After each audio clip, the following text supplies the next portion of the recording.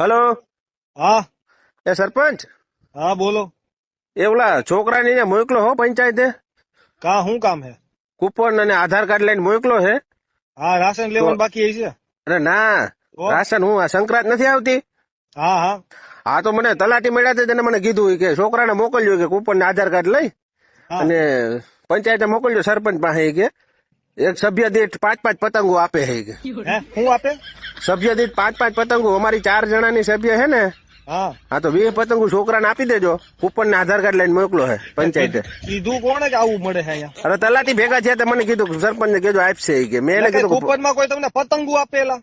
એટલે ભાઈ આપે જ ને, કાન આપે, અત્યારે સરકાર બધું આપે છે. એટલે તમે હાલી નીકળ્યા હો ગામમાં, હવે અત્યારે હું કઈ બોલતો નથી એટલે તમે ઊંધું દરેક બાફા મંડો હો બધું. એટલે ભાઈ મને લાગે તમારે ખાઈ જાવી લાગે ભાઈ. કઈ ગામમાં કોઈ દી જોયું કે કોઈ દી કોઈ કૂપન ઉપર પતંગો આપી હોય? અરે ભાઈ એ તો સરકાર છે, તો બધું આપે.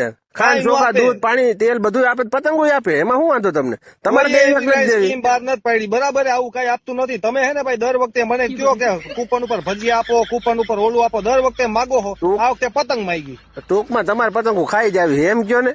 જે હોય બરાબર, તમે ફોન રાખો, કઈ નથી દેવાનું. ના ના, તો એક કામ કરો, તમારા પૈસા આપી દ્યો. હું શું કામ આપું? એટલે તો સરકાર ના દે તો તમે આપો. અરે સરકાર દે કે ન દે, પણ અમે